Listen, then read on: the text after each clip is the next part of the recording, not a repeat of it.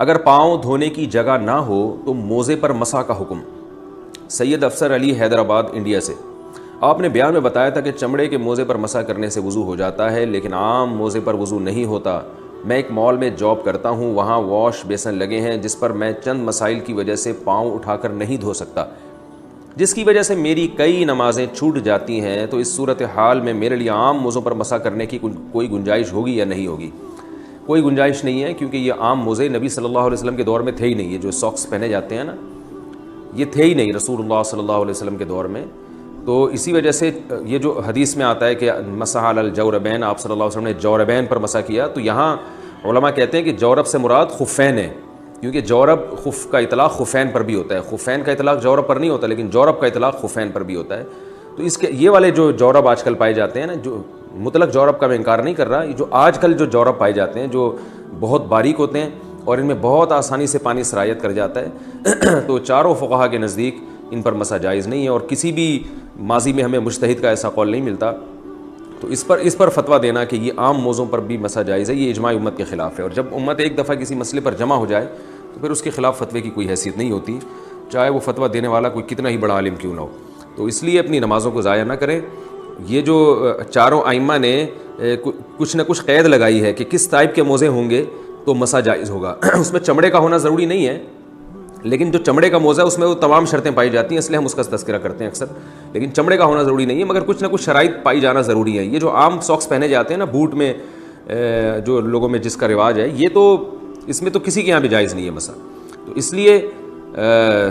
قرآن مجید نے پاؤں کو دھونے کا حکم دیا ہے۔ قرآن مجید میں صاف طور پر اللہ نے حکم دیا ہے فَاغْسِلُوا وُجُوهَكُمْ وَأَيْدِيَكُمْ إِلَى الْمَرَافِقِ وَامْسَحُوا بِرُؤُوسِكُمْ وَأَرْجُلَكُمْ إِلَى الْكَعْبَيْنِ، کہ پاؤں کو ٹخنوں تک دھو۔ اگر یہ قرآن کی آیت نہ ہوتی تو پھر ہم کوئی روایت ایسی ملتی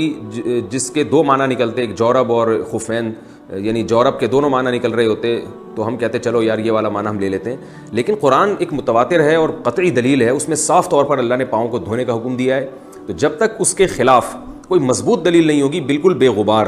تو اس وقت تک قرآن نے جو پاؤں دھونے کا حکم دیا اس دھونے کے حکم کو چھوڑا نہیں جائے گا۔ تو خفین کے بارے میں، یعنی جو چمڑے کے موزے ہیں یا وہ موزے جو چمڑے جیسے ہوتے ہیں ان میں وہ صفات پائی جاتی ہیں، تو ان کے بارے میں تو کثیر روایات موجود ہیں، لہذا وہاں ہم نے قرآن کی اس آیت کو ترک کر دیا۔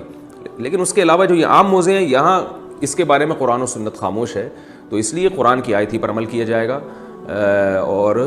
جو حکم یہی دیا جائے گا کہ اس پر مسح جائز نہیں ہے۔ اور عبادات میں سب سے اہم ترین عبادت نماز ہے، تو نماز جیسی اتنی اہم ترین عبادت کو آپ مشکوک بنا دیں صرف چند علماء کے قول کی وجہ سے، جس پر پوری امت پہلے خاموش رہی ہے۔ ائمہ اربعہ خاص طور پر جن کا امت میں بہت بڑا مقام ہے، جو حدیث کو یقیناً ہم سے زیادہ فالو کیا کرتے تھے، ان میں سے کسی ایک نے بھی فتویٰ نہیں دیا اس پر۔ تو یہ کیسی بات ہے کہ پوری امت گمراہی کے میں چلی گئی، اور بعد کے علماء جو ہے وہ ٹھیک ہے، وہ بعد کے علماء بھی ہمارے لیے قابل احترام ہیں، لیکن آپ نماز جیسی